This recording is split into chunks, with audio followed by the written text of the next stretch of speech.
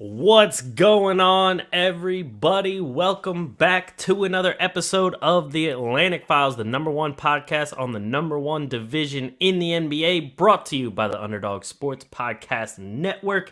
As always, joined by your hosts, myself, Alex Fishbein, and we got Dennis Big Sexy Clausen. What's going on, Dennis? What up?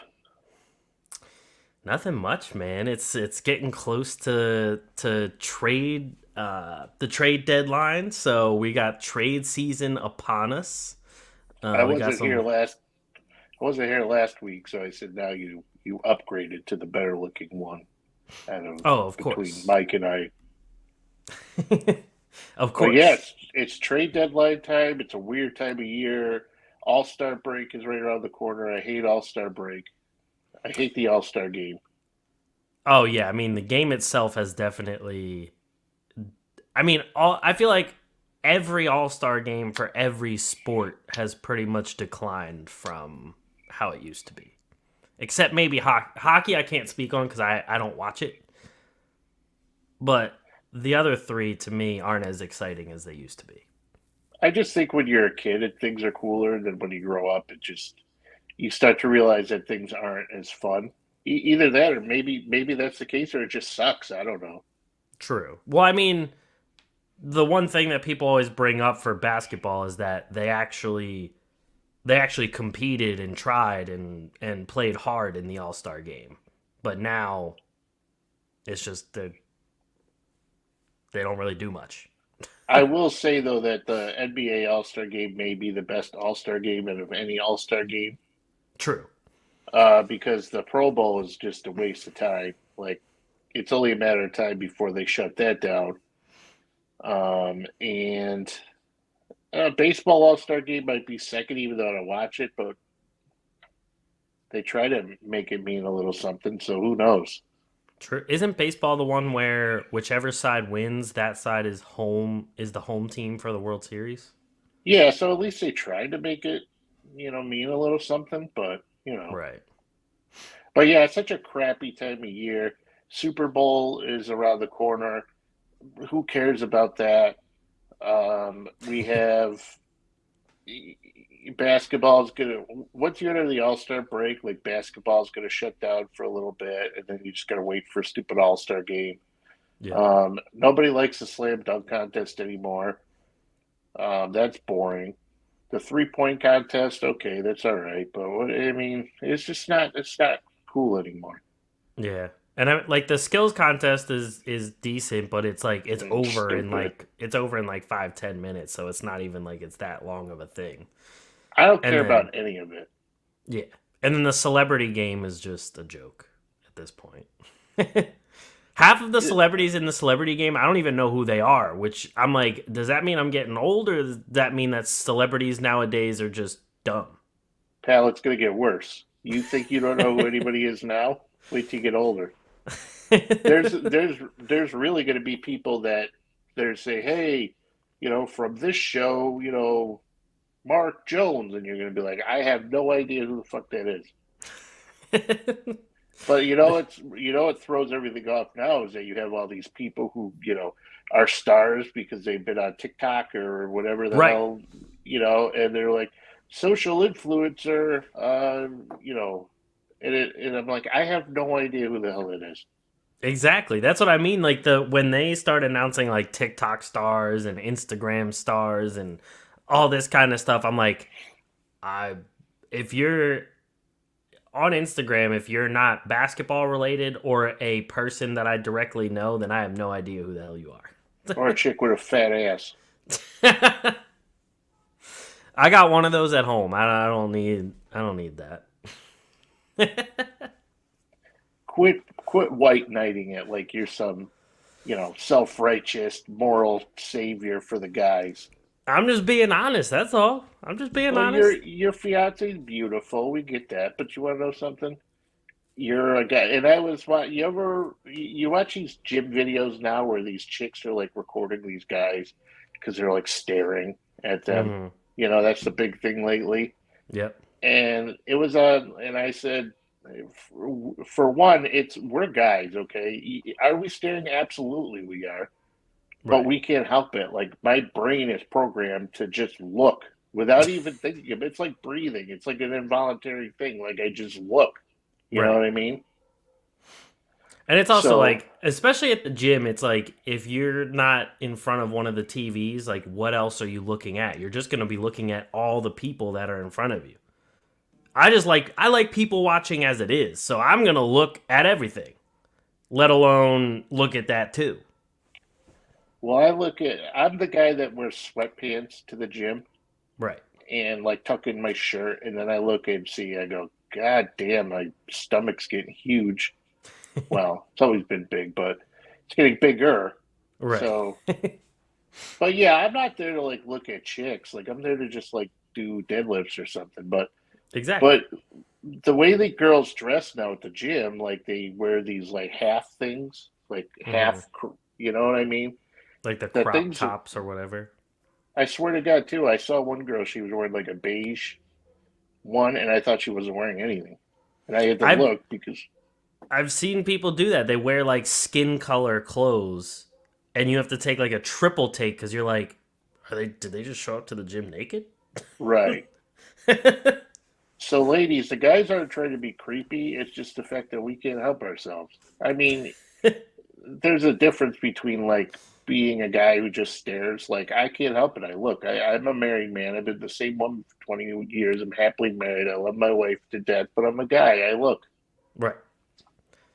There is a difference between looking and creeping. Big difference.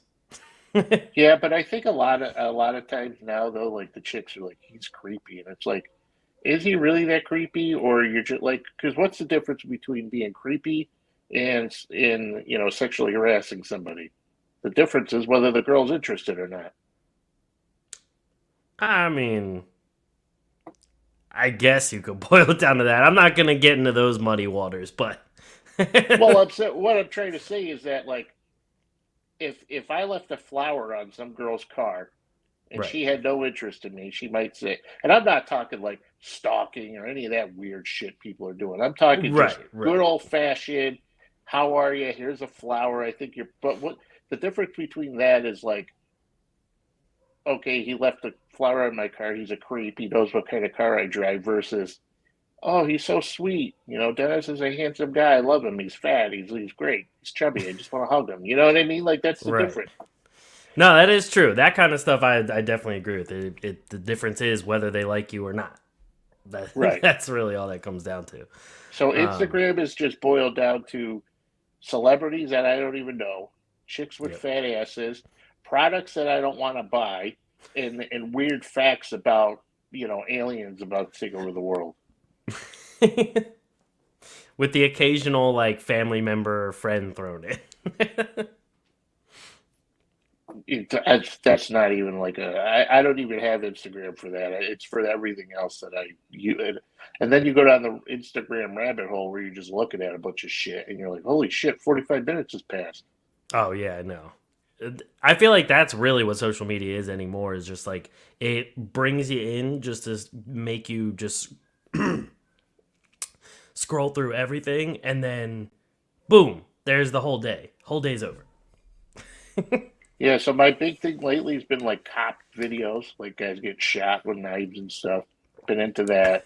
Okay. Um, and lakes, things about lakes, dinosaurs, basketball. Yeah. Yeah, I think mine's been like basketball, dogs, uh, rap music, and like pranks, and that's about it. Pranks are funny too because I saw this one guy walking around wearing a Home Depot thing and he didn't even work there. So people were coming up to him and they go, "Hey, can you tell me where the power tools are?" And he kept going, "I don't care." And he just walked away. All these people are probably like reporting the guy like this guy doesn't know anything. They're like, who are you talking about? Yeah, it's some of the stuff people come up with is funny. I know. Oh man. But anyway, we're going back to basketball now. We have some big news to talk about, especially with the Brooklyn Nets. Kyrie Irving demanded a trade, got the trade. He's on his way to Dallas. I saw they threw in Markieff Morris too. I didn't see that in the very beginning of the trade, but I just saw that recently. I mean, does it really matter that Markieff Morris is included in that trade? Not for Brooklyn. He might play on Dallas just because Dallas now really doesn't have anybody. But, but yeah. So Irving and Markieff to Dallas. Dorian Finney-Smith to Brooklyn, along with Dinwiddie, a first-round pick, and 2 second-round picks, right? Yes. And the first-round pick is in 2029. 29. Okay. So some of the other rumored offers have been coming out as well. Phoenix apparently offered Crowder and Chris Paul, and they declined that. Shocking. Apparently Dallas, before the Dinwiddie offer, they offered Bertans or Hardaway Jr., either or, plus Christian Wood, and I think it was a first-round pick swap, or maybe just the straight-up first-round pick. So that one was obviously also declined.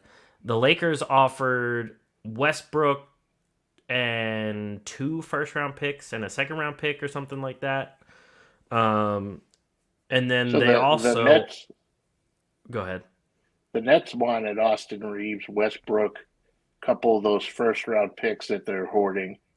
And I think Max Christie was discussed in that to send Kyrie back. And I don't think the Lakers wanted to do that.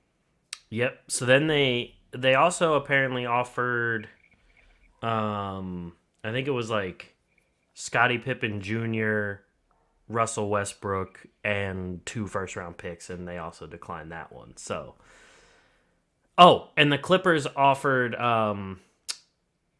Terrence Mann and Luke Kennard, and that was declined. Oh, and first-round pick swaps. I think it was 2 or 3 first-round. And then I saw John Wall floating. They offered John Wall.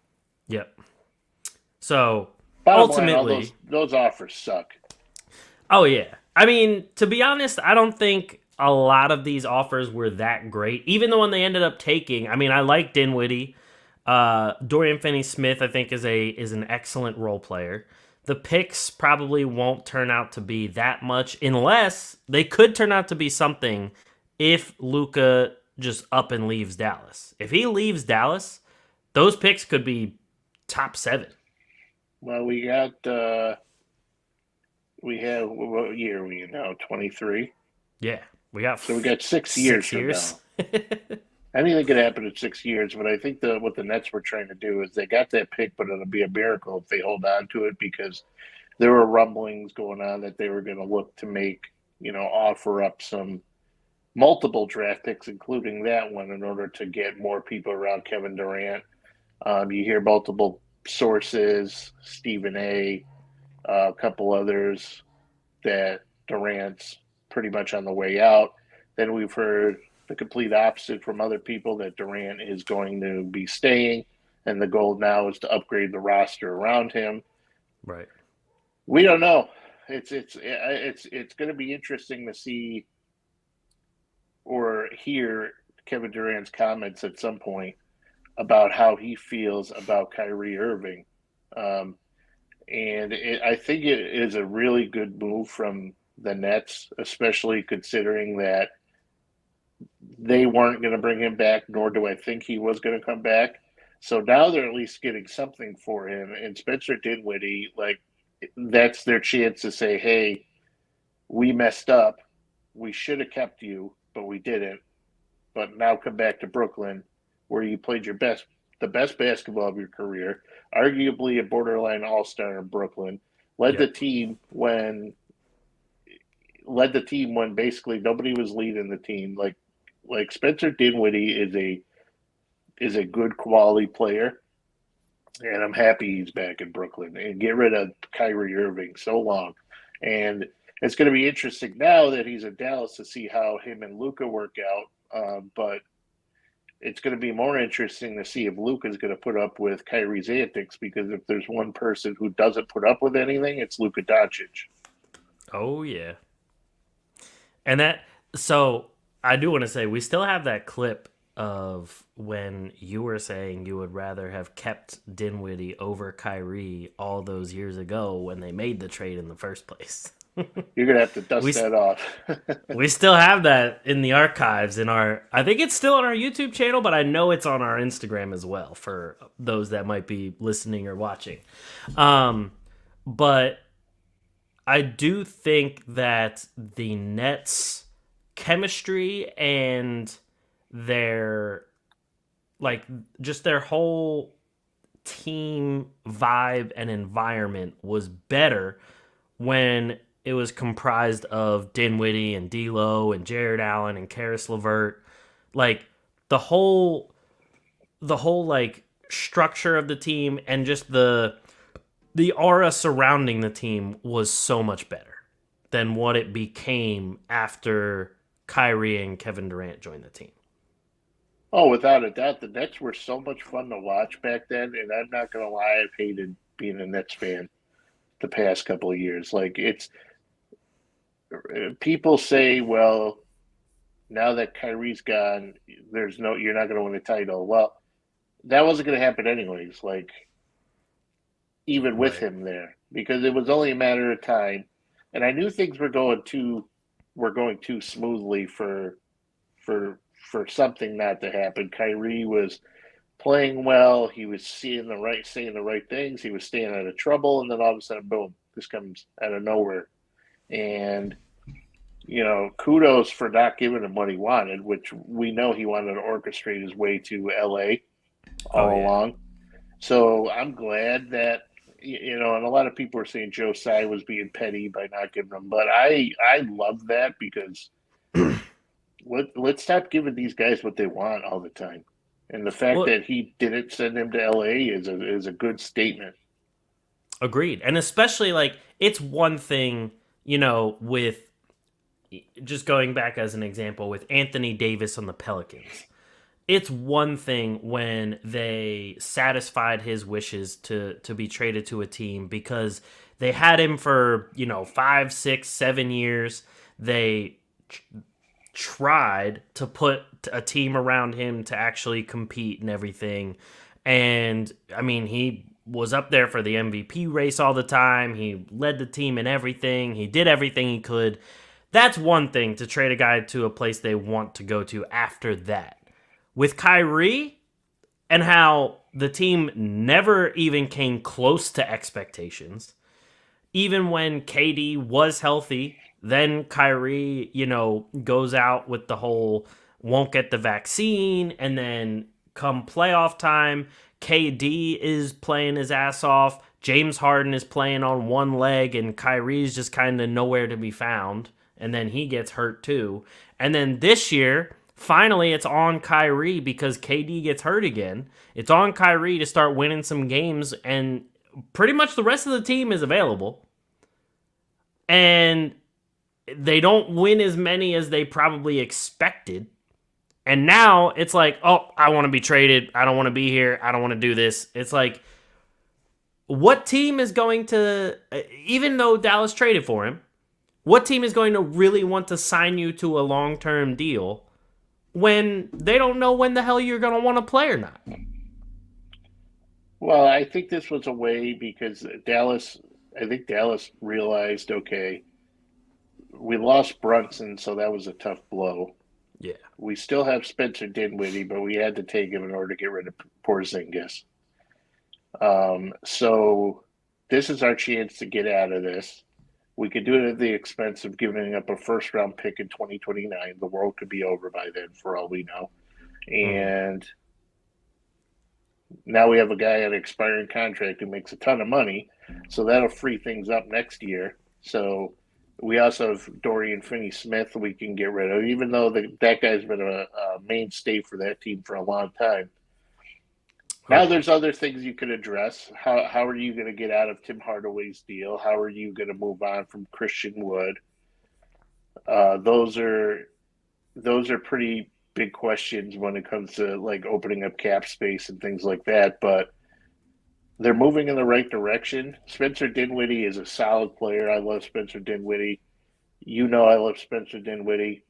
He's not like the number one guy on a team, but he's a Right. good player, like an excellent player. So it'll be interesting though to see if Kevin Durant how he reacts to this. I mean, he has to feel pretty stupid right about now. He left Golden State, Steph Curry. They were willing to pay him for that year while he tore his Achilles and was rehabbing. They were willing to pay him for that. Yep. And he could have still been on the team with Steph Curry, and he decided not to go hook up with Kyrie, a guy who, that first year that KD was out, Kyrie missed about half the season with a shoulder thing.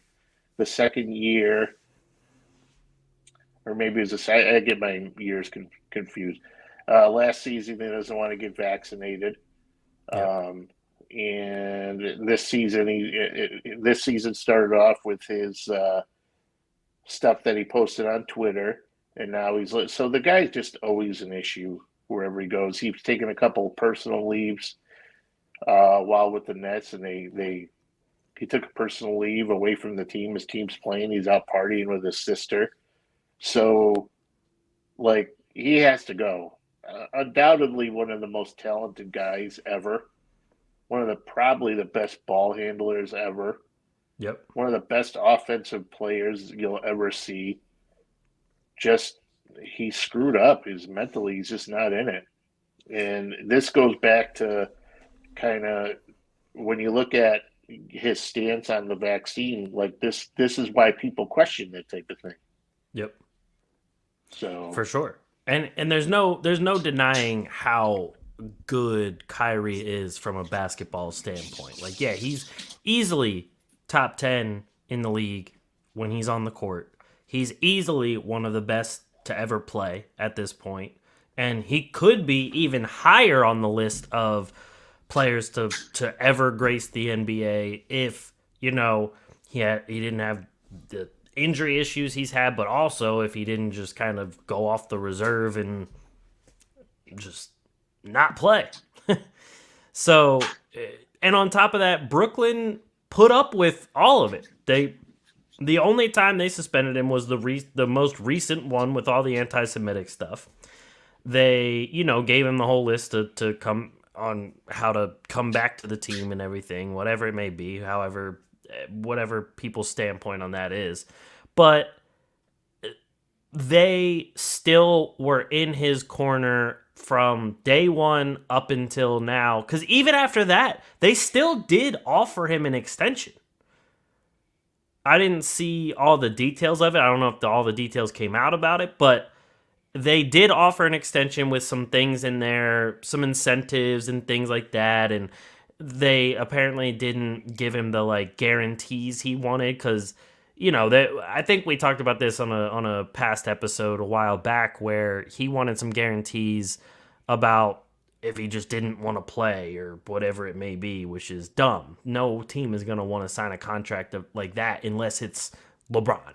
Like, he would be like the only person that a team would still sign a contract like that for.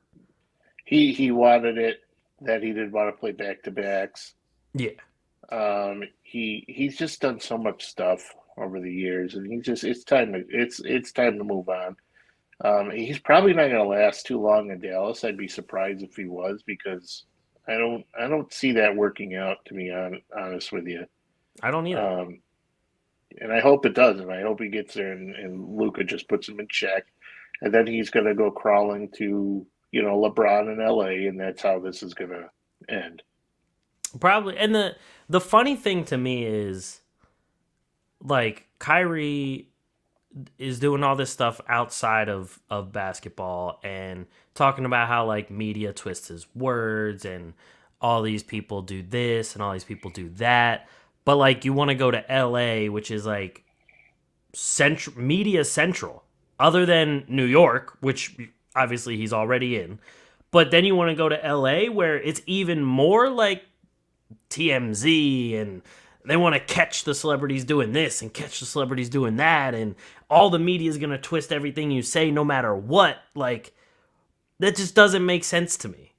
And on top of that, I agree with, I don't think he's going to work out in Dallas either, because when you look at Luka this whole time at Dallas, the big thing about him has been, yes, he's been putting up all these crazy games, so on and so forth, but like, he is the ball dominant player there. And there's all this stuff like people talk about like, oh, two ball dominant guards can't play together. But look at this worked out, blah, blah, blah. It's like, look, Kyrie has moments, has stretches where he plays well off ball, but his best work is done on the ball. Luka's best work is done on ball. And you're going to have both of these guys playing together most of the time. Both of them have to be engaged on defense all the time to actually be good at defense, because they're not great defenders. The moment they start going up against these top teams, it doesn't seem like to me that they're going to have the defense to really beat anybody. And those two, plus the role players they have now, I don't think are outscoring the top teams either. Well, look at their starting lineup now is going to consist of Irving, Luka, Tim Hardaway, Christian Wood, and Dwight Powell. Right. So you lose Dorian Finney-Smith, who's probably one of your best like all-around guys on the team. Now he's gone. Now you don't have him. Maxi Kleber's not in the equation anymore. JaVale McGee doesn't even play. It's not a good situation, and it's not a good situation. So you might start seeing like Frank Ntilikina come out, dust the shoes off, and come out and play or something. But yeah, it's not a good situation. But I don't think it's going to be a good situation for Kyrie, because Luka may go down as like the best player ever. Right. So he's going to surpass LeBron's, once LeBron passes Kareem, he's going to surpass that one day. I'd be really shocked if he didn't. But, like, at least he has the passion. His temperament and everything when he plays comes from the fact that he's passionate and wants to win. Kyrie's just there for the wrong reasons. Kyrie's just a guy has more talent, effortless talent. He doesn't even have to try, and he's talented, but yet it's just not going to work out in his favor. So, right. But yeah, it's just been a disaster, and I'm glad though that Dinwiddie's heading to the Nets. It's too bad it had to come, at the expense. So look at all the damage Kyrie's done to this team. People have gone, coaches have gotten fired, guys don't want to play there. James Harden wanted out, and in return, we get Ben Simmons, who's like, yeah. Yeah, and I also saw a thing that said the main reason they haven't moved Ben Simmons already is just the fact that he has no value around the league. People are just offering like second round picks and like garbage for Ben Simmons, and it's like, yeah, who at this point in his career with what he's gotten back to right now, who would want him? So he's just kind of dead weight, especially because who wants to pay that contract for what he's producing? Right. And then so if you're going to see KD go anywhere, though, it's going to be Phoenix. Probably. So Phoenix, they'll orchestrate something, but it might take like Cam Johnson along with Jay Crowder and Chris Paul. If he goes to Toronto, it's going to take Van Vliet and OG Anunoby or Siakam, like some type of combination for that. If he goes to Miami, which I don't see Miami have, but it's going to take Tyler Hero and Duncan Robinson and stuff to match salaries and multiple first-round picks for that to happen. Oh, yeah. So if he's going to end up anywhere, it's going to be one of those three teams. But I don't see them like KD's locked into a contract. He's got Mm-hmm. 3 years left on his deal. They don't have to get rid of him. So either he conforms or that's it. You know. And it's funny because when the whole thing happened where Kyrie requested the trade, it immediately was reported that the Sixers had zero interest in Kyrie. And then now, after the trade happened, there's rumors that the Sixers are back to offering. It was Maxey, Tobias, and Matisse, and I think a first round pick for Durant. So it's like a lot of these other teams also knew the two guys that helped the most that to get this team to where it should have been were Harden and Durant, not really Kyrie. Yeah, it'd be interesting if he went to Philly. I just don't see that happening. I don't either. And I feel like that would be kind of like I love Durant and he would obviously make them a championship contender immediately. Him, Harden and Embiid would be ridiculous. But trading away like they were very dead set on Tyrese Maxey being the future of the team, especially because they don't know what Harden's plans are after this season. They don't know if he's going to resign. They don't know what exactly is going to happen there, especially say they do win a championship. I could see Harden just going back to Houston and wanting to kind of ride out, like a year or two of his career and then be good. If they don't win a ring, I could see him also wanting to join forces with somebody else that he might think would be a better way to go. So after that, and if you lose Harden or you lose one of them, that you don't really have much to show for it. So I don't see them really trading Maxey or dealing him in a trade like that. But also, I just wanted to touch on real quick before we moved away from it. Finney Smith was Dallas's number one defensive player. That guy, they put him on the best offensive player of the opposing team every time. And he would just match minutes with that guy so that he could play defense on him. Now without him, what you're like Hardaway Jr. is not going to be your defensive specialist. You're not putting Luka and Kyrie on the best defensive guy because you want to save them for offense. Christian Wood is okay, but he's not guarding wings or guards. And then JaVale McGee, who was supposed to be your defensive center that can also be a lob threat. And they also, when they signed him, they promised him that he would start. He's not even playing at all. Then you got Bertans, who also is tissue paper on defense. He's just good for some threes and a couple rebounds. And then after those guys, you really have like Josh Green, who, I mean, he's been a decent role player, but that's about it. And like, that's really it. So your best players defensively is Ntilikina. Right. Who, like, when you put him in the game, he might give you one good offensive game per every 40. I'm just surprised though that the Mavs didn't like make a stronger push though for like Trae Young. True. And they settled for because they could have sent Christian Wood, who maybe got John Collins back because they the Hawks just want to get rid of John Collins, but Christian Wood has that expiring contract, and that's going to be like super valuable to a lot of teams. Oh yeah. So I could definitely see him get moved, and I saw Korkmaz looking. He wanted to get moved too. So I don't know. It'd be interesting.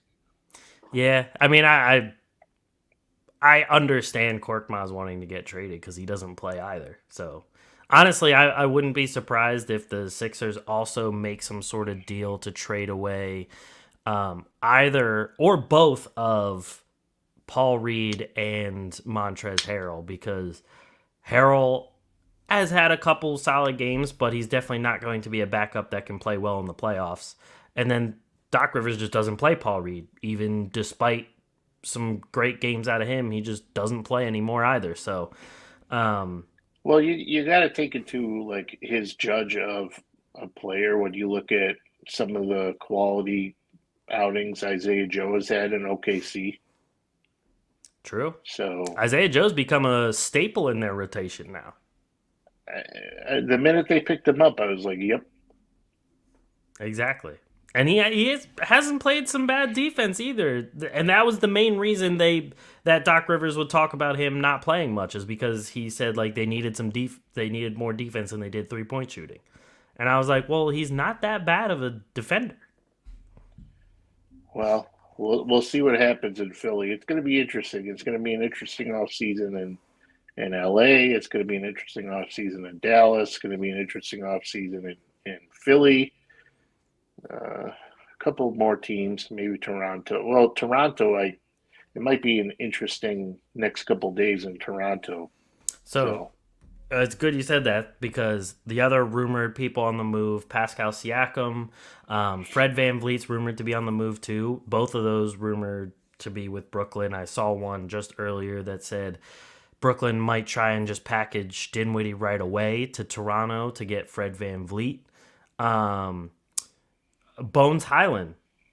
Denver seems to be shopping Bones Hyland around. I don't exactly know why, because I feel like he would be the best piece for their bench, but they're shopping Bones Hyland around.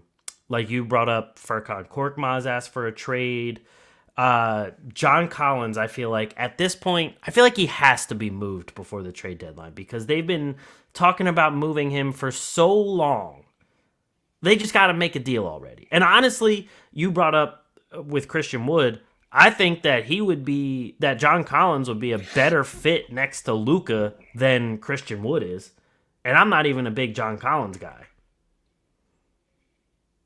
Yeah, I don't. John Collins doesn't get any kudos or anything around the league. I mean, he's not the greatest player ever, but he's better than what people make him out to be. True. Like, he's solid. He's like in terms of, role and respect and everything, he's around the same level as like a Tobias Harris. I was just going to fucking say that. It's crazy. Like, Tobias Harris is obviously a better off the dribble creator and shooter and everything, but the other aspects John Collins is better at. Prime Tobias Harris was 10 times better. Oh yeah, prime Tobias was a beast. For sure. It's going to be interesting, though, to see, like, is Bogdanovich going to go anywhere? A guy who's, like, playing at an all-star level. You know what I mean?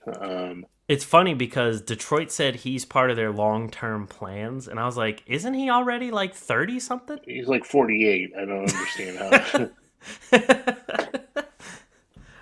I was just like, that doesn't really make much sense, because you guys are, like, probably 2 to 3 years away, and he's 2 to 3 years away from retirement. Yeah, he's like 33, I believe. Okay. Like around that mark. So I remember writing up something on him. And I said he probably has a couple good seasons left in him. Right. And then that's it. Yeah, they need to get some value out of him while they can, because I don't see him, especially at producing how he is now, I don't see him doing that for that much longer.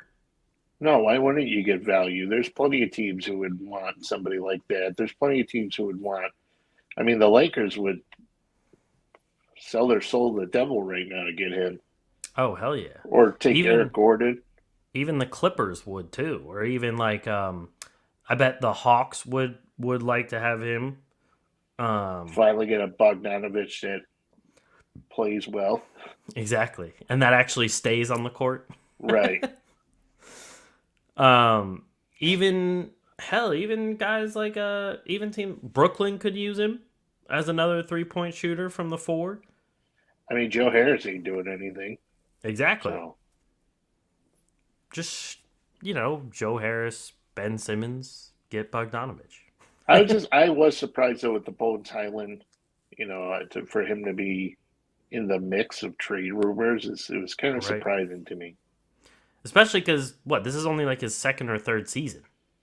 Right, and he, after Monty Morris went to Washington, like, he was, like, touted as the guy who was going to take over. Right. And after him, like, Denver's bench is like, what? Vlatko, Kanchar. Yeah, those guys are good. Like, Braun. They have Braun. Yeah. Kanchar. I can never pronounce his name, but Nanaji. Oh yeah, He Zeke. play Zeke. He plays well when Jokic is out. They have Jeff Green still floating around. Do they have the best bench in the world? No, but I mean, Right. still the best team in the Western Conference right now. So apparently they're doing something right. True. My thing is what like I wonder what they're expecting to get back for Bones Highland, because it's like you're not gonna get, 3 to 4 amazing bench pieces just for Bones Highland. And I feel like you're not gonna get like a superstar for Bones Highland unless you're packaging someone else that nobody's talking about right now. So like I don't know what exactly their plan is with that whole thing. And it's not even like he makes a lot of money to where you can like trade him for a Bogdanovich Right. straight up. Exactly. You know what I mean? Exactly. Now Siakam, I would love to see him somewhere else at this point, because Toronto, they're not putting it together this season to make any sort of championship run unless I they bring don't in somebody understand. crazy. I do not understand it. I don't think the players are the problem. I think coaching's the problem. I think it has to be at this point because it's the same exact team that looked pretty damn good last year. I mean, if anybody has to go out of those players, it's going to be OG. Right. Right. Cuz like he we've talked about how like he could be so good, and he's definitely gotten better, but his health has constantly held him back, and you're paying this guy a pretty good amount of money to not play all that much and just kind of, always eventually not be there when you need him most.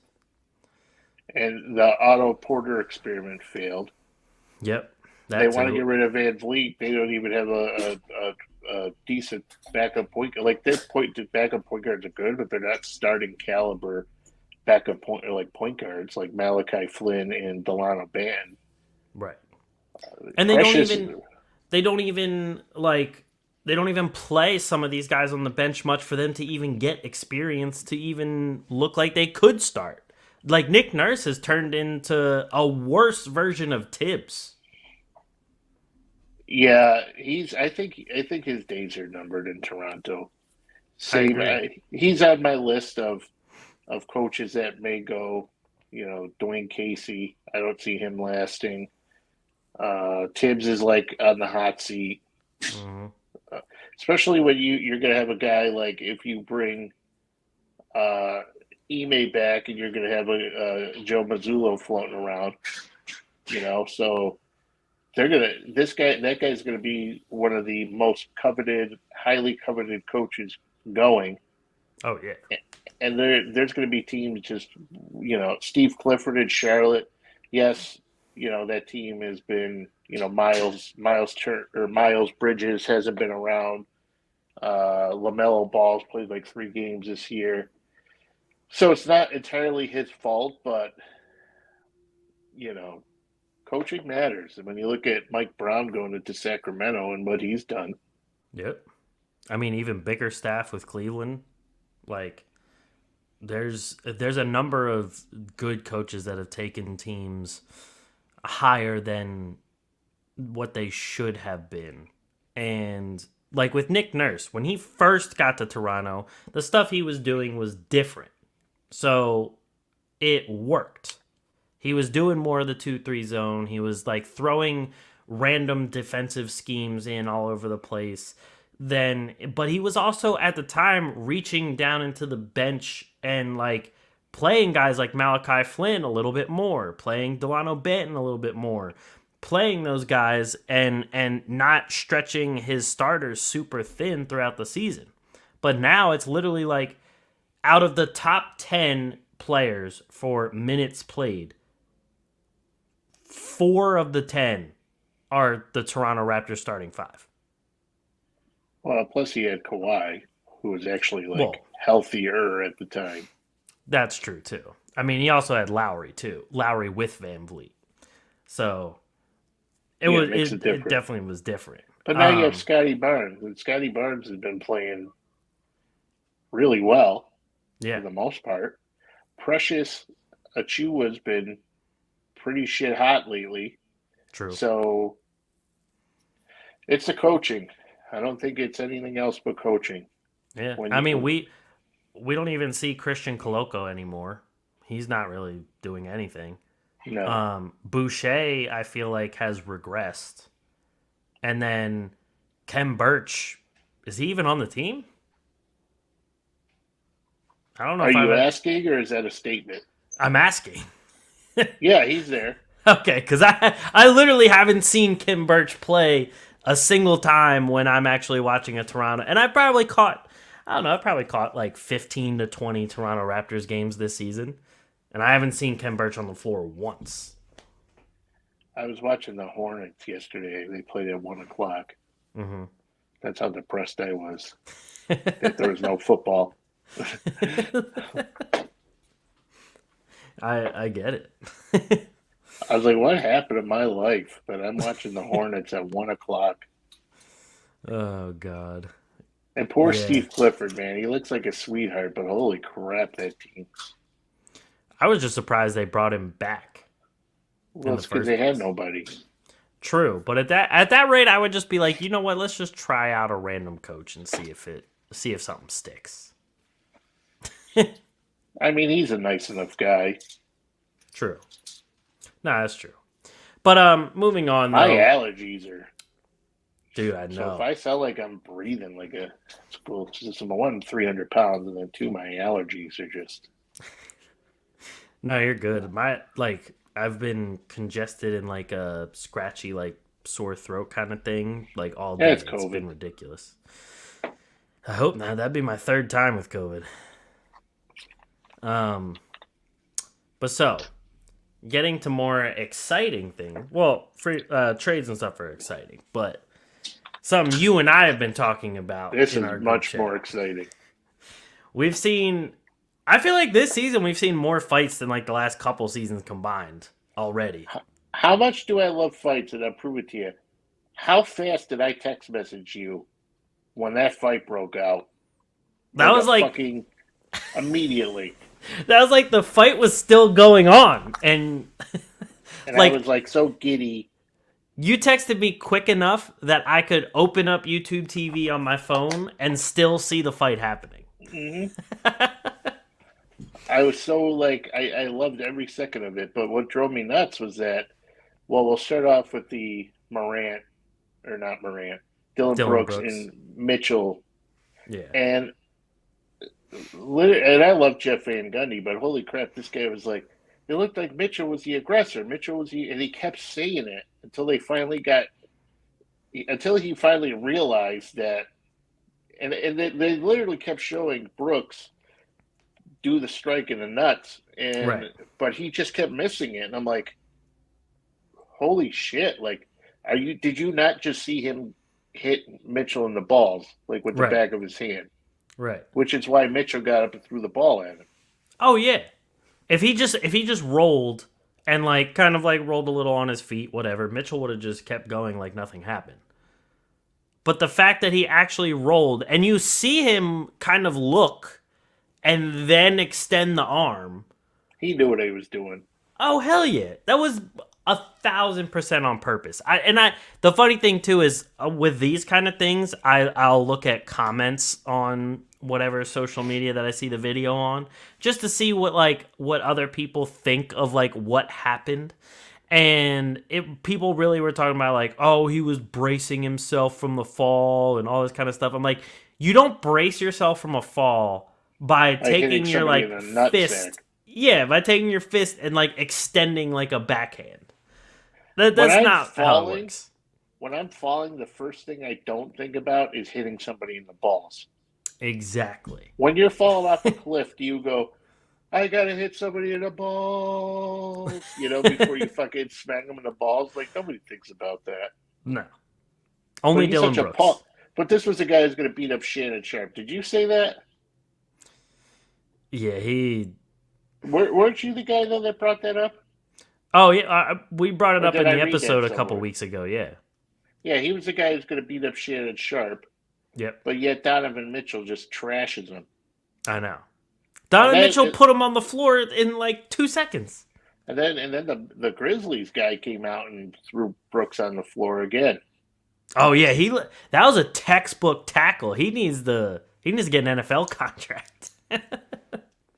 Yeah, but I'm actually very concerned, and I'm surprised that the story surrounding Ja Morant and his supposed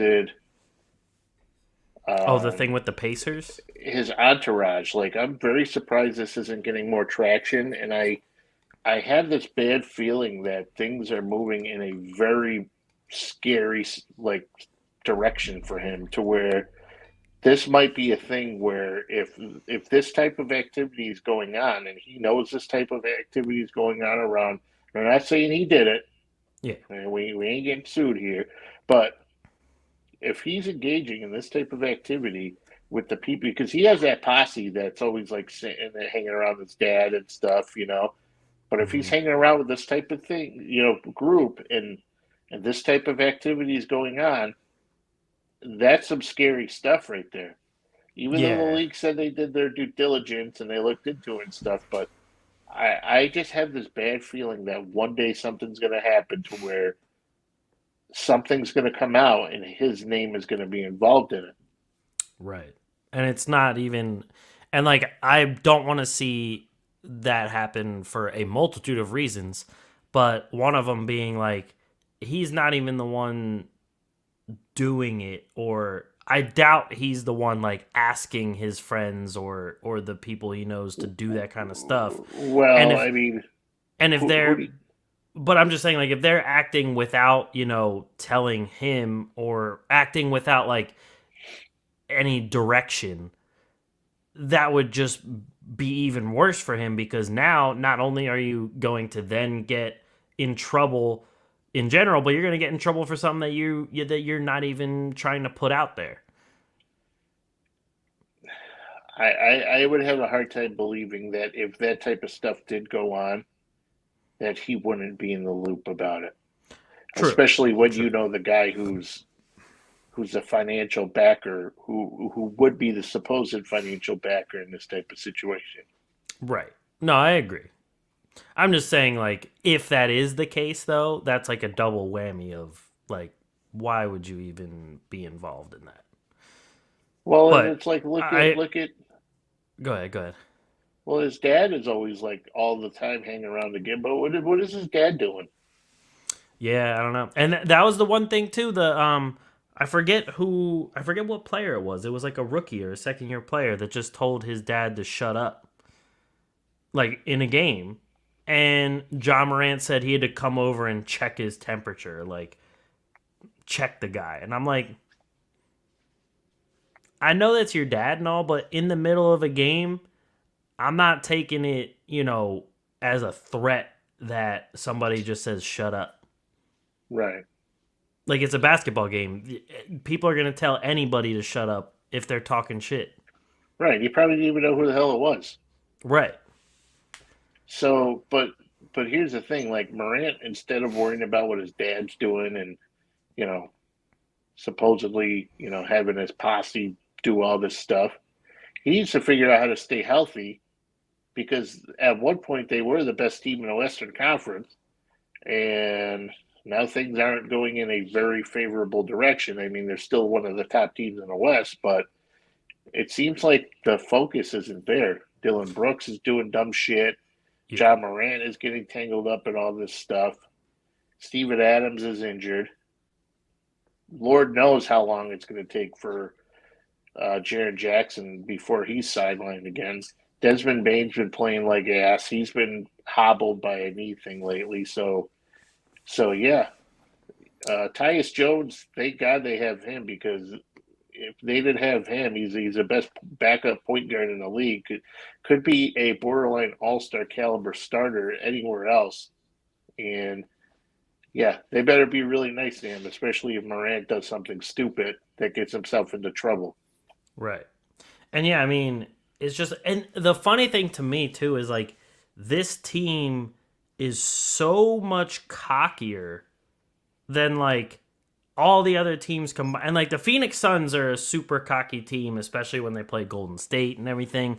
But Memphis is so full of themselves just to like they've lost like the last 8 of 9 or 7 of 8 or something like that. And like you said, they were at the top and now they're falling pretty hard. And even right now, I even when they were at the top of the West, I still wasn't really putting them in the Western Conference Finals because I just don't see them beating beating the top teams of the West in a 7-game series. Well, they got to hold it together, and they can't. You know what I mean? So you have Morant's durability, for one, is always a concern of mine. Right. And had it not been for that injury, they might have been in the finals last year. But True. the fact that this guy can't stay healthy, and he's in it now, it seems like his interest is elsewhere. Right. Yeah, I mean, they just who the hell you got after him? Jackson, Bane. Okay, those guys are good, but after that, you're looking at like Conchar and Zaire Williams and Tyus Jones. Like I said, thank God they have him because Morant was out the other day with wrist soreness, and right. And like they just seem way more focused on like trying to shut up the haters and all the trash talking and things like that. They just seem way more caught up in that kind of stuff rather than actually winning the basketball game. Like with Shannon Sharp and everything, like why are you even concerned with somebody who's not even on a team, not playing in the game, not doing anything, and you're so concerned with him that you're starting this like fight with him. And right. then with Cleveland, like I'm pretty sure at the time Memphis was winning when he started the fight with Mitchell. Like it just doesn't make sense. And Dillon Brooks of all people, I'm like, yo, you're not even that good of a player to be starting all this shit. No. So what are you doing? Nothing. He's very, like I said, somewhere along the line he got branded this tough guy, and he's not even in that conversation. Especially Shannon Sharp would have punked him. He got beat up by Mitchell, and he got beat up by the trainer or whatever the hell the Grizzlies guy in the polo came down and took him out. Yeah. He's turning out to be more of a Grayson Allen than he is a tough guy. Yeah, but at least Grayson Allen knows that he's a little scrawny, little white piece of shit. True. He's not going to start, he's not going to go searching for a fight, but he'll do some cheap stuff. Right. He's not out there professing to be a tough guy. He's just out there to be a pain in the ass. Right. Exactly. But so the Mo Bamba and the Austin Rivers one I thought was hilarious. That one was great too. And the funny thing is I think they asked Markelle Fultz what Mo Bamba said that like kind of sparked it all because it was after like Rivers missed a shot or whatever. And all Mo Bamba said was, "This ain't high school anymore." And I'm like, if that's all it is to get Austin Rivers that fired up, he has some self-confidence issues big time. Well, it all goes to his dad, Oh, yeah. I'm only in the league because my dad's, you know what I mean? But for one, Austin Rivers should never do anything to jeopardize himself from not being on the floor, because any chance that guy gets to get on the floor, he needs to maximize any minute, because he's not. If he doesn't get playing time, which he doesn't really get playing time, right, his ass needs to put on a show to move up that rotation, or he's going to continue to bounce around the league. Yeah. He's going to be like, the hell's his name? Why am I drawing a blank? That point guard. Ish Smith? Ish Smith. He's going to be Ish Smith, just running all over the place. And Mo Bamba, he's an idiot because he was starting in place of Wendell Carter Jr. Yep. that night. So just shut up and play well and increase your stock a little bit. He was slated to be one of the starters for this team moving into this season because like Bol wasn't exactly working out just yet. Wagner was hurt, and Wagner wasn't really like what they expected him to be. Wendell Carter was the better one, but like Mo Bamba was drafted to Orlando to take over as starting center, and he hasn't. And he hasn't played well. And so you got to capitalize on every opportunity you get. And you got Mo Wagner is seems to me like he's higher the pecking order for Orlando than Bamba is. I think so too. He's been playing well lately too. Oh yeah, he's capable. He's that guy. He's just not going to go away. He's always going to be on a team because he adds something. Yep. He's not going to play great every night, but when you throw him in that spot start role, he's going to deliver. Oh yeah. His brother Franz is more of a day-to-day guy. Like he's a night-to-night guy. He's a starting caliber guy. Wagner, Mo Wagner's not that kind of guy. Yeah. No, I at least he's not agree. anymore. He's a little older, but Right. And Wendell Carter is good as a starter when he's healthy, but obviously his health has been the biggest issue lately. So, and then after that, Bol has been improving, so that literally leaves Mo Bamba as the odd man out. Right. So, and then just the fact that like once they did start fighting, like Mo Bamba wasn't even in the game. He was on the bench. Right. And Austin Rivers went at him when he was on the bench. But then when you watch the press conference, Austin Rivers was there like trying to play like a tough guy, but not trying to be a tough guy. Right. I'll go around starting stuff. And I'm not trying to say that it's like you're trying to be a tough guy right now, but you're trying to come across like you're not being a tough guy. Right. And it was funny too because then they both go and post on social media after the game, and Mo Bamba's posting about like fuck around and find out, and then Austin Rivers is posting like you're only known because of the rap song named Mo Bamba. Nobody knows who you are. Like I was the king of Orlando. But then the fact that he brought up that like Orlando knows him and loves him makes it funnier because it was because he went to high school in Orlando. So, like, you're reinforcing the fact that Mo Bamba said this ain't high school anymore. But you're bringing up that, like, oh, I was the man in high school. It's like, who the fuck cares now? I mean, Orlando hasn't been like a basketball city since Shaq and Dwight Howard. Right. And that was the funny thing.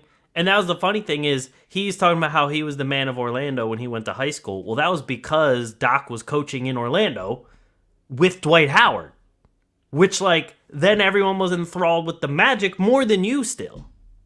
Right. And I mean, it's not like you're Scott Skiles. If you're Scott Skiles and you say, hey, I was the king of Orlando. Right. Exactly.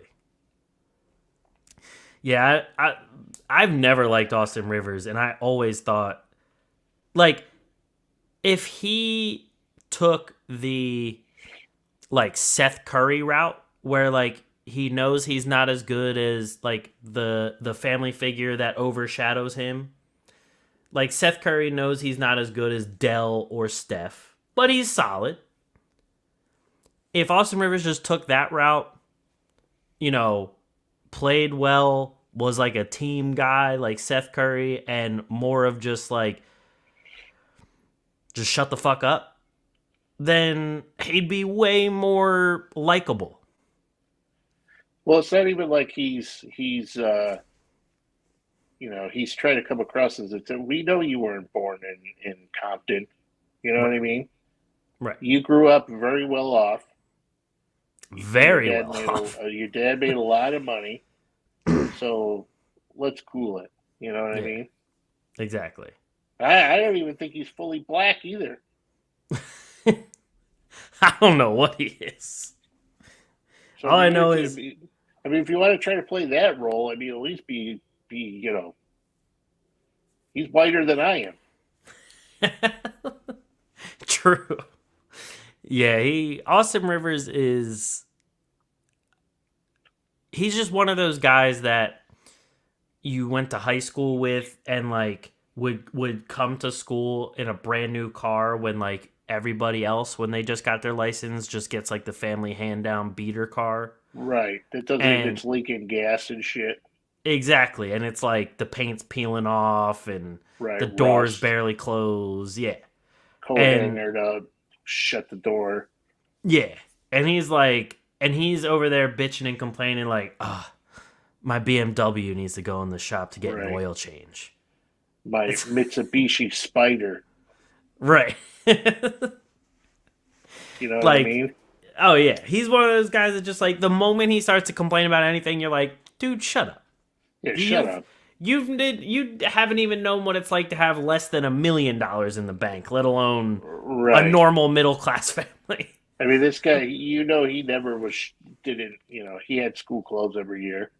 Oh yeah, He was eating well when he went home. He wasn't getting a dishwashing job at 16. no, he wasn't wearing the same pair of shoes for the entire Right. school year. I'd be surprised if he wore the same pair more than once. Exactly. Oh yeah, but anyway, to get off of Austin Rivers and Tripping. that waste of time. The NBA All Stars, the full teams were finally announced. We have. Let me bring up the actual rosters here, just so we have a list in front of us. So, I did some extensive research into this, by the way. oh really? Kind of. Okay. So for here's the whole player pool. I'll just give you the whole player pool. The starters, we have Giannis, LeBron, Steph, Doncic, Durant, Kyrie. Although now that Kyrie's in the West, does that change No, anything? I think they'll still do. He'll be in the East. Okay. Jokic, Donovan Mitchell, Jason Tatum, Zion Williamson. So those are the starters. Zion probably won't play, so they'll probably have a injury replacement for him. And then the reserves that were announced were this one I'll just say. Eastern Conference was Bam, Jaylen Brown, DeRozan, Embiid, Halliburton, Drew Holiday, Julius Randle. Western Conference was Paul George, Gilgeous-Alexander, Jaren Jackson Jr., Damian Lillard, Lauri Markkanen, John Morant, Domantas Sabonis. And so, for those who don't know, they're doing it a little different now. They're picking the teams right before the game instead of doing the whole show where they pick teams and everything. I kind of like that change. If they're not going to go back to East versus West, which I still think was the better option. But anyway, they're doing that now. Giannis and LeBron are the captains. So we'll see. LeBron's team has won every single time that they've done this new way of the All-Star game. So hopefully something changes there. But mainly we're talking about All-Star snubs, the All-Stars that you and I would pick. So let's go with you. You said you've been into some research. Did you break it up like East-West? Yes. All right. Start with your East. Were you going to put something up or anything? Oh, do you want me to put up like what the players are now? Yeah, I don't care. Yeah, I'll put that up right now. It's your thing. I was here for my looks.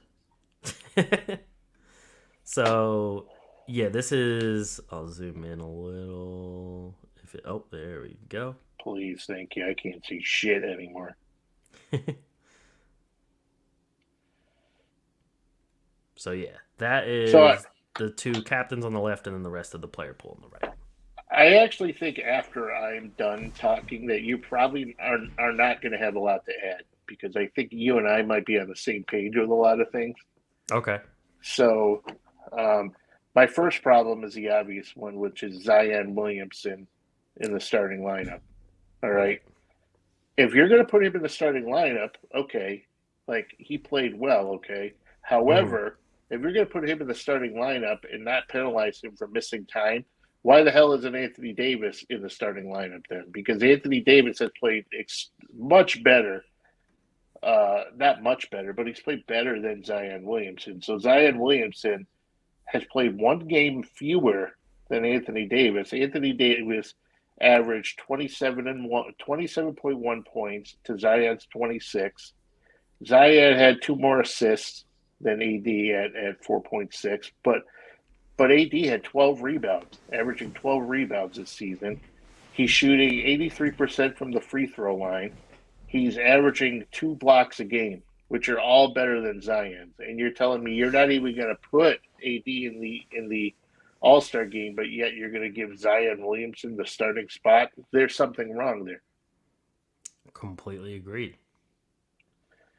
So if you were to say, like, if you want to put Zion in the starting lineup, that's completely fine. However, you're just not going to include AD on the All-Star team then? You know what I mean? Yep. Like, if you put him on the team, then okay, I'd be kind of okay with Zion starting over him, because I guess you could debate it, even though I still wouldn't agree with it, but at least AD would be an all-star. The rest of the team, I really don't have a lot of problems with a lot of the rosters after I was looking into it. Mm-hmm. My only problem would be, like, if you just, like, right now they say this person's starting from the East and this person's starting from the West. Right. For Joel Embiid not to be starting is absolutely ridiculous to me. If you need to keep a center in the starting lineup, like, okay, so what do you consider Giannis the starting center? Okay, I get it. If I were to omit anybody from the starting lineup in the East, I would take out Kevin Durant. Not that Kevin Durant has had a horrible season, and he's had a better season than Kyrie has, but if you need to have two backcourt guys, Mitchell and Kyrie are gonna be the best out of the backcourt. But then Embiid, Giannis, and Tatum, to me, are more deserving of the starting spot over KD. Okay. KD is a Hall of Famer, or not Hall of Famer, an All Star. Mm-hmm. You could make the case that he should be starting over Giannis or Tatum. But to me, I don't think he should be. So I would put Joel Embiid in the starting lineup. I think Joel Embiid has had a better season. Okay. I had some the guys I don't have a problem with. I don't have an issue with Bam being in there. I don't have an issue with Jaylen Brown, DeRozan. I guess what it comes down to would be, like, I even don't even have a problem with Randall. My Randall problem would has be done well. right. So Randall and Pascal Siakam have kind of been like neck and neck in terms of, but Randall has 3 more rebounds a game, and he's been, to me, he's been a little bit better than Siakam has been. Right. If I were to take anybody out from the East, I would take out Drew Holiday. Yes, agreed. I would also take out, or consider borderline take out, Tyrese Halliburton. Not that Halliburton's bad, but I just think guys like I think James Harden is more deserving of it. Now, if you're going to say, well, Harden missed a month with a foot thing, okay, I get it. But Tyrese Halliburton also missed 3 weeks recently. Yeah, and then it goes back to the Zion thing too. Right. So you got to have the standard. You got to set the standard one way or the other. So to me, I think James Harden is almost nearly averaging a triple-double again. The rebounding is down a little bit, but I think he's just been better than Tyrese Halliburton has been. And to me, I think Jalen Brunson has been much better than Drew Holiday. And I think even Jalen Brunson has been even better than Halliburton to some degree. So if I were going to get rid of any of those two guys, I would get rid of Halliburton and Drew Holiday, and I would sub in Brunson and who the hell else was the other guy I've seen? Well, I would Drew Holiday. I would at least give Brunson a spot over one of those two, and then you're looking at guys like Trae Young, who still, to me, I think is deserving of being an all-star. Darius Garland, you can make the case, could be an all-star, but at least he's on the outside looking in. Right. But uh, Porzingis to me is not hasn't been as good as Siakam, who didn't make the team. But I still think Siakam can be on the team if that meant like you could have a certain amount of forward. Like if Siakam could get on the team in place of like Drew Holiday or Halliburton, then I'm all for it. You know what I Right. mean? But if you could only have like Bam and KD and Giannis and Tatum and all those other front court guys, then I think they got it right with the front court. But I still think that Siakam is better than at least three or four of these guys on the Eastern Conference. Same with Porzingis. I think Porzingis is on the cusp. Mm-hmm. Not as good as Siakam, but he could have been in there. So the Western Conference, so I think the Western Conference, they got the starting lineup 100% correct. I don't see any. Actually, my problem with the Western Conference now, because right now the starters are LeBron, Jokic, Curry, Luka, and who's the other starter? Zion. Mm-hmm. Okay, so yeah, I messed up my divisions, but whatever. You get Okay. my point here. Yeah. So it all comes down to like I got my divisions. I was crisscrossing divisions because I was talking about Siakam or I was talking about AD and Zion. So Yeah. then I without realizing I went to the East. But It's all anyways, good. so I would put Sabonis in the starting lineup, definitely over Zion. I Yep. think Sabonis definitely deserves to be in the All Star conversation. Again, I have a huge problem with Zion being a starter and AD not even being on the team. Mm-hmm. And I also have a huge problem with Paul George getting a All Star selection over De'Aaron Fox. So I think SGA should be in there. I think Jaren Jackson should be in there. I think Lillard, Markkanen, Morant, they should all be in there. Um, again, Fox over Paul George any day of the week. I also believe that Anthony Edwards deserves a spot in the Western Conference. And if I had to get rid of anybody in the West, well, I mean, I don't know anybody else who I would get rid of other than Paul George. But if it meant De'Aaron Fox actually getting on the team, he'd be the first one to get on, and then I would consider adding Anthony Edwards on Right. the team as well. But Paul George got to get off. I agree. So I agree with most of the things you said. The couple things that we It's a not lot to necessarily unpack there. I know. um not necessarily that we disagree on, but the things that, you either you just went a different way or maybe not brought up. Um in terms of the starting lineup, West I'm fine with except for the Zion thing like you. If you're going to penalize people for not playing games, then you have to penalize everybody. I mean, Jaren Jackson Jr., as of right now, has played the same amount of games as James Harden. So if you're going to penalize James Harden for missing a month or whatever, then why isn't Jaren Jackson Jr. penalized? Why isn't Jaren Zion Jackson penalized? Jr. did it. I think durability too, like you said, should be, or well, like you're alluding to right now, should be a huge part of All Star consideration. Right. And it's like, and that's the thing is, why do people get to pick and choose here? Like, I understand with the starters, that's mainly the fan voting. I get that part. So that's a little bit different. But when it comes to the coaches and stuff picking and the media members picking, a lot of them talk about, especially when it came to MVP and things like that, they talk about how missing games is a big minus for that person. Yet here we are with no Anthony Davis, no James Harden, but Jaren Jackson Jr. is in there. Like, he's missing plenty of time. Paul George has missed plenty of time. Drew Holiday hasn't missed as much time this year, but is a guy who also misses some time. Ja Morant missing time. Like, I get that not all of these guys are missing the same amount of time as some of the other ones, but like starter wise, again, Zion probably shouldn't be there as a starter, even with the season he's having. Like, even if he was playing, I probably still wouldn't have him as a starter. I would still have Anthony Davis in there over him. And if you're gonna have to rule out Anthony Davis, then I would put Sabonis in there, especially because Sabonis is like getting close to averaging a triple double. He's getting up there.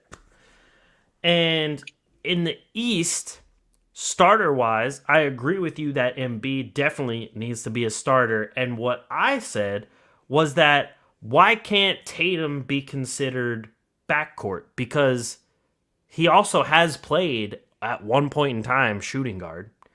I mean, like, essentially with Jason Tatum doesn't really have a position. He can play anything from 1 through 4. So what I was thinking was move Kyrie to the reserves and have Tatum, Mitchell, Embiid, Durant, Giannis. Because I think those 5 are having the best seasons out of the Eastern Conference. They should just take the top 5. Who cares if it's backcourt or front court, and just roll with it. Exactly. Like, that essentially is what it should come down to. And then in the reserves, I agree that Bam deserves it. Jaylen Brown deserves to be in. I really like Halliburton, so I think he does deserve to be in the All-Star game, but there are arguments for other guys to get in over top of him.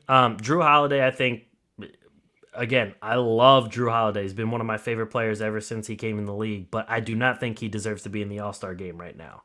And then Julius Randle, he's playing his ass off. He's playing well. I think he deserves an All-Star nod. The 2 guys that I would replace are DeRozan and Drew Holiday. Now, DeRozan playing well, don't get me wrong. Like, there's nothing wrong with his game or anything like that right now.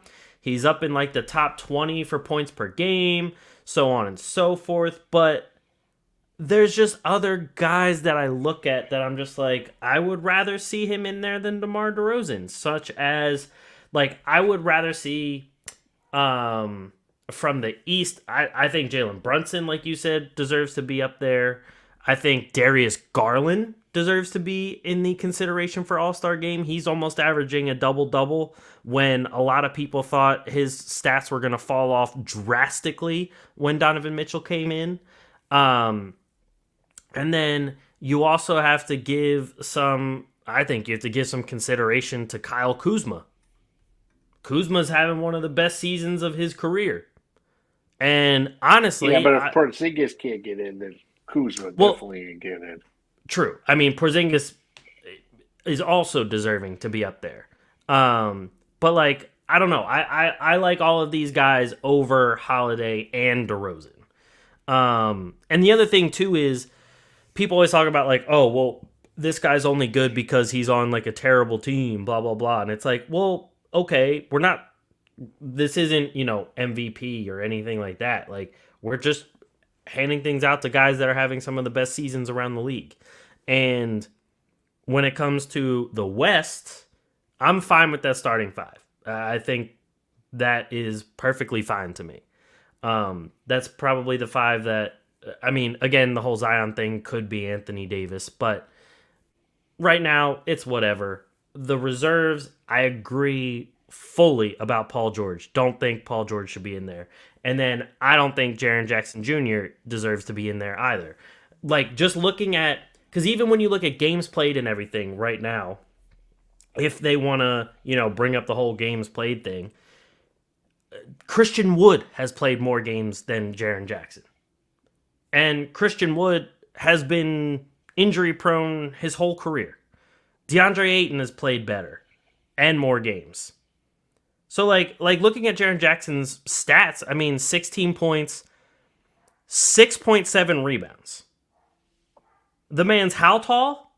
He's like close to 7 foot, and he's only averaging 6.7 rebounds a game. And then, well, they're looking at the blocks, though. Oh yeah, 3.3 blocks. But the thing is, like, I look at Christian Wood, and and don't get me wrong, I'm not saying Christian Wood really deserves to be in the All-Star game, but his stats look better than Jaren Jackson Jr.'s, and I don't even think Christian Wood should be in it. Christian Wood is averaging 18 points, 8.4 rebounds. He's averaging more assists, and he's averaging 2.1 blocks a game, along with 1.3 steals. Well, I think the only thing that's saving Jacksonville is not in the East, because if he was in the East, he wouldn't be in. True. But And I but that's the thing is like Christian Wood, I'm looking at his stats are better. I think DeAndre Ayton has a better case of being in the All-Star game than Jaren Jackson. yeah. I mean, DeAndre Ayton's averaging up there. He's averaging a double-double and better shooting percentages. Then you even have, if I keep scrolling up, I mean, you have other power forwards and centers that are having just as good, if not a better season than he is. I mean, there's also like Jeremy Grant. He's averaging 20 points a game. Would I say he's all-star worthy? Probably not. But like, again, having a better season than Jaren Jackson. And the thing is, too, say Porzingis or Pascal were in the West, they would have made it over Jaren Jackson. Mm-hmm. Like, easily. Yep. Anthony Davis should be in over Jaren Jackson. Easily. I mean, Lauri Markkanen, I love that he's in there. He definitely deserves it. Like you said, Fox should definitely be in there. I would also put Fox in over Paul George. Anthony Edwards is the next guy up there, too, that definitely deserves to be in there. And, I mean, I would even rather see Keldon Johnson than Jaren Jackson. Yeah, you can make a lot of cases, like going back to, like I was looking closely at, like Porzingis is averaging more points per game than Bam is. Right. Bam just has the edge on the rebounds, but Porzingis is averaging almost 2 blocks per game. Right. So there's a case to be made there that Porzingis can, be in there over, Jaren Jackson. Like, okay, it's great and everything, but he missed a month or more than a month with a knee or foot thing. I forget what it was, but yep. But there are some guys I think the guys I feel the worst about is Siakam, Porzingis, and De'Aaron Fox, because De'Aaron Fox got robbed. He should totally be in there over Paul George easily. Oh yeah, and I forget what the stat was, but I think it said Joel Embiid's the first scoring title leader to not be an all-star starter in like 30-some years or something like that. Yeah, and I think, too, they should take, like, the stats from the second half of last year and then the first half of this year, because you're only getting a half a season. Right, that too. And also, like, James Harden not being in the All-Star game at all, yet leading the league in assists per game, as well as still scoring 21 points a game, is pretty outrageous. Yes, there's an issue there with the All-Star. But yeah, I'm definitely I'm okay with DeRozan though being in there.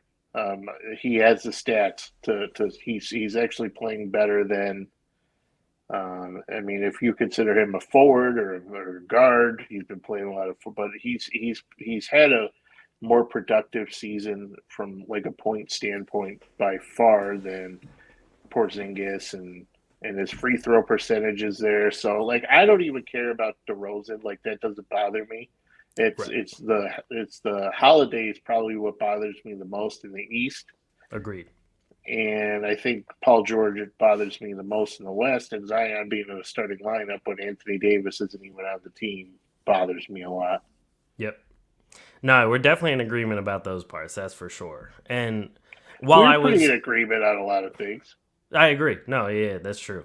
And I do agree that DeRozan is still playing well enough to earn the All-Star spot, even though I named some people that I'd rather see.